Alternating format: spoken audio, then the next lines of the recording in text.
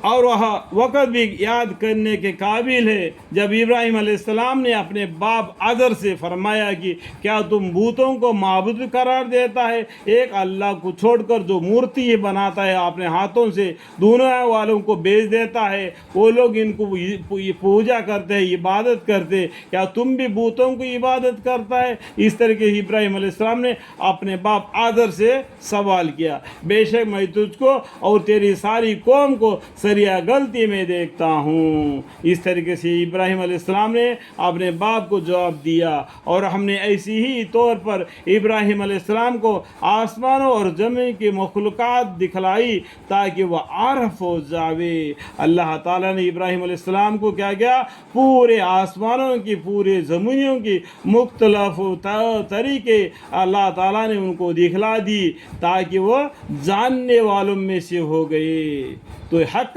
کیا ہے، باطل کیا ہے، تاکہ وہ عارف ہو جائے، یعنی سمجھدار ہو جائے، اور تاکہ کامل یقین کرنے والوں میں سے ہو جائے۔ یہ دیکھنے کے بعد میں ان کو بالکل دل میں یقین کے ساتھ ہو جائے گا کہ یہ سب کچھ اللہ ہی کا ہے، ہم سب اللہ کے بندے ہیں، وہ اللہ کو چھوڑ کر دوسروں کو عبادت نہیں کرنا چاہیے، تاکہ وہ عارف ہو جائے اور تاکہ کامل یقین کرنے والوں میں سے ہو جائے۔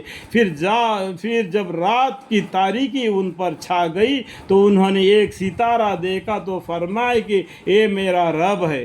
سو جب وہ غروب ہو گئے تو فرمائے کہ میں غروب ہونے والوں سے محبت نہیں رکھتا۔ پھر جب چاند کو چمکتا ہوا دیکھا تو فرمائے کہ اے میرا رب ہے۔ سو جب وہ غروب ہو گیا تو آپ نے فرمایا کہ اگر میرا رب مجھ کو ہدایت نہ کرتا تو میں گمراہ لوگوں میں شامل ہو جاتا۔ اللہ ہدایت کرنے والا ہے، اگر اللہ ہدایت نہیں کرے گا تو ہم کو ہدایت نہیں ملے گی۔ ہدایت کا کرنا، ہدایت کا نہ کرنا اللہ کے قبضے قدرت میں ہے۔ اس کا مطلب کیا ہے؟ کچھ لوگ چاند کو عبادت کرتے ہیں، کچھ لوگ سورج کو عبادت کرتے ہیں، کچھ لوگ آسمانوں کو عبادت کرتے ہیں، کچھ لوگ کیا کرتے ہیں؟ بارش کو بھی عبادت کرتے ہیں، کچھ لوگ زمین کو بھی عبادت کرتے، پوجا کرتے ہیں۔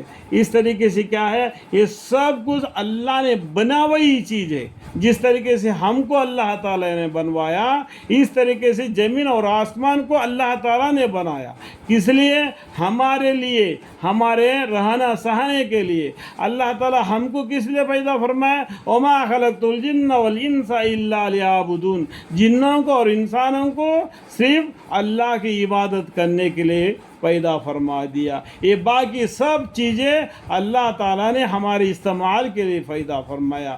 استعمال کرنے کے لیے پیدا کرنے والے چیزوں کو اللہ نہیں کہنا، اللہ کر کے وہ لوگ کہتے ہیں۔ ہم کیا کہتے ہیں مسلمان؟ اللہ کا ہے۔ کا مطلب ہے، ٹھیک ہے، ہم کو اور کافروں کے بیچ میں کا مطلب ہے۔ وہ بولتے ہیں اللہ ہے، ہم بولتے ہیں اللہ کا ہے۔ سمجھ میں آیا؟ پھر جب آفتاب کو دیکھا چمکتا ہوا تو آپ نے فرمایا کہ یہ میرا رب ہے، یہ تو سب سے بڑا ہے۔